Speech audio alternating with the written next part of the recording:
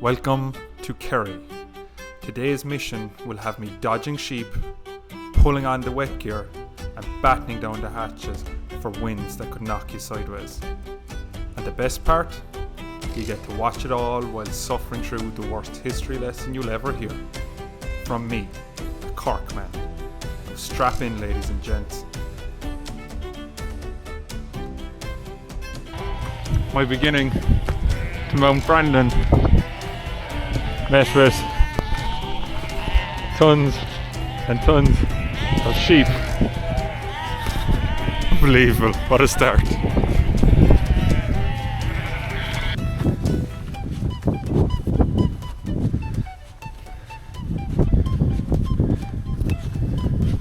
Right, so as I said, I'm climbing Mount Brandon today, and I am climbing it from Faha. Mount Brandon's in County Kerry, and actually just down in front of me you can see sheep farmers down there, just right down there in front of us, and that's a pretty common occupation here in the uphill parts of Kerry, sheep farming. The sheep are far more suited to uphill grazing than cattle livestock, so yeah, it's just actually interesting to see them there. But I'll just go inside here, have a look. So savage view out from the grotto, actually back towards this kind of glacial valley of Mount Brandon, and I think that's Castle Gregory Beach down there. I think I stand to be corrected though. You have I'm gonna say St. Patrick, but I don't know. That's the Virgin Mary, and I don't know who that is. But anyway, probably not the best Christian person around.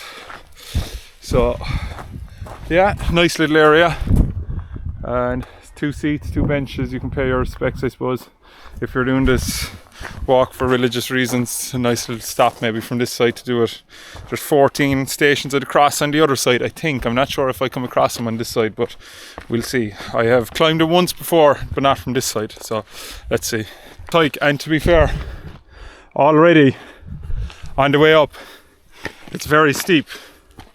So like where some climbs you have kind of a kilometre or two of walking to where the ascent occurs, here you're almost straight into it, which is good, but it means that I'm probably going to go through some extra t-shirts because of the sweat. But anyway, I move.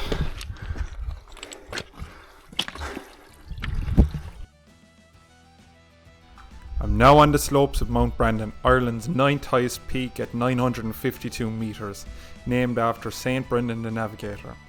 The monk, some say, sailed west to America 1,000 years before Columbus. On a clear day, this climb will give you the best views in the country. Tralee Bay to the east, the Dingle Peninsula stretching out behind me, the sandy spit of Castle Gregory, and even the Blasket Islands floating in the Atlantic. But today, my view is more mist, rain and sheep than a postcard, and that's Ireland for you.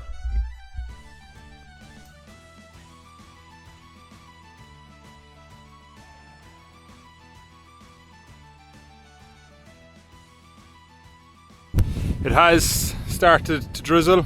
I've made the executive decision to put on the wet gear. There we go. But also, the first glacial lake has been spotted down here to my left as we ascend up.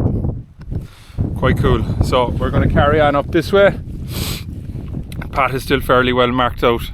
The weather's not that bad. It just started drizzling there. I was kind of wet from my sweat anyway on the way up. It was quite warm. So I'm going to keep going up. Let's have a look out for more of these. Some savage views up ahead. I hope you can see what I'm seeing here. So there's a water feature just coming up here down the valley. The kind of U-shaped valley is what they're called when it's a glacial feature. But you can see a water feature going down here, and it's feeding all of these small glacial lakes. So these would be called corries. They're lakes in the side of the valleys here in glacial lakes. But yeah, it's absolutely savage. It's unbelievable actually. What a view. What a place.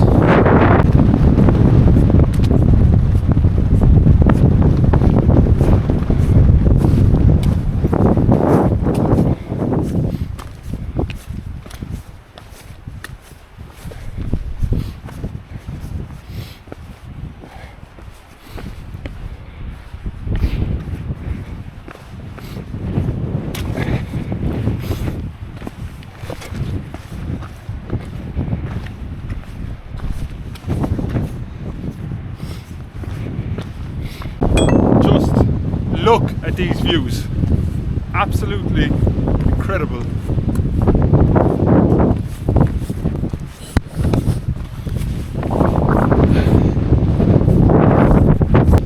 Mist rolling in. Just very, very cool setting, and I can see two hikers up in front of me. I thought I saw them a bit back long, so we'll see will I pass them out. Not a big deal, but yeah, what a spot, like what a terrain to try and cross.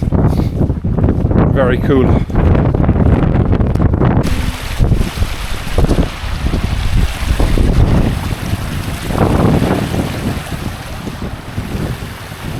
So small little river crossing there. Nothing too major though.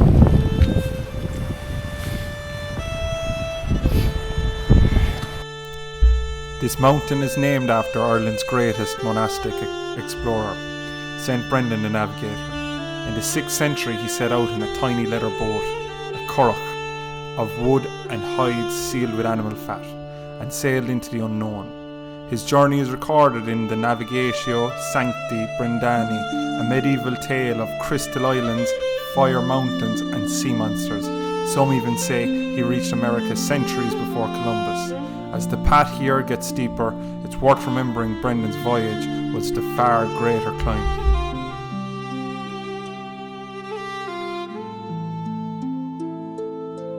So, this looks like it's going straight up. I'm not sure what tip we're going to or where, but I'd say it's about to get fairly challenging. So, challenging in terms of finding the route and just the ascent itself. So it's looking like we're going up this way anyway. So, alright.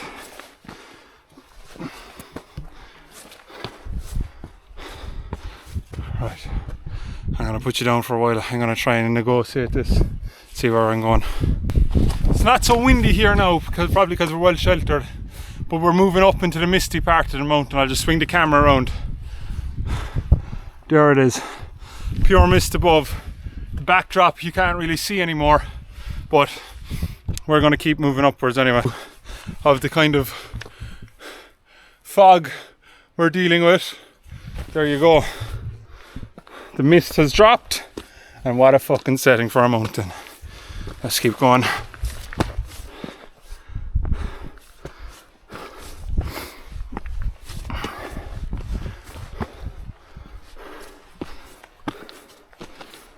Sorry about the wind, this is what it looks like. Not a whole lot you can see. We're up here a small bit. I think we're getting towards the top. So let's see if I'm right. Less visible path. The mist still rolling over.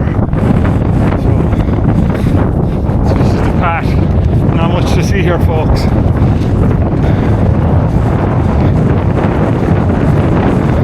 Looks like this is it. Here we are. Can you see it?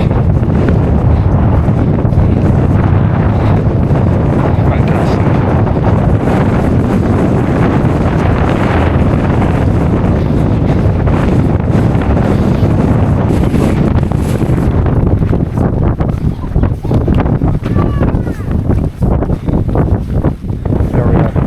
Views. Right, so I've had my lunch, or a small bit of it. I'm going to start making my way down now because it's not that pleasant up here. It's wet, it's windy, it's misty. There she is, the top of Mount Brendan. Unbelievable. Back down the way we came, this way. Mount Brendan isn't just another Kerry peak. It sits on the great sandstone spine of the Dingle Peninsula, a mountain shaped by ice and water over millions of years. The deep glacial valleys you walk through today were once carved out by vast sheets of ice, leaving behind a landscape that feels almost timeless. For centuries, Brendan has been more than just a rock and mist. Like Croagh Patrick and Mayo or Carron Tool across the Reeks, It has drawn pilgrims who saw these summits as sacred. Long before Christianity, people climbed to honour the old gods, marking seasonal change and seeking visions. Later, the same paths were taken in devotion to St. Brendan, Ireland's greatest monastic voyager.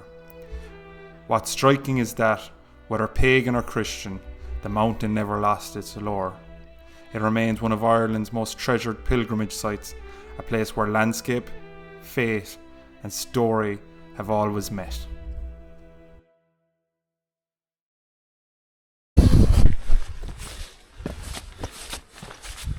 Okay, as you can now see, it's a lot wetter.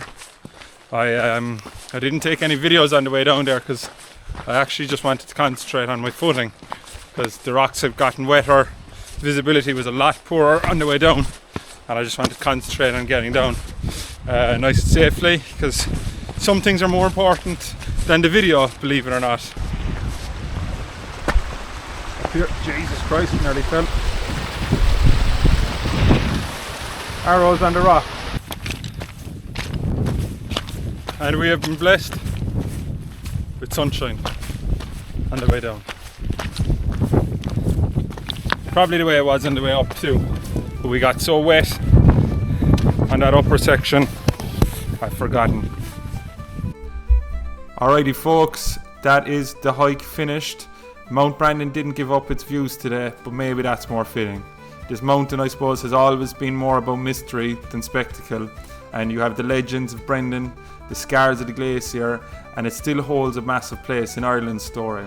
And for me, this is just one stop. There are plenty more peaks, forgotten sites, and strange corners of this country waiting to be uncovered.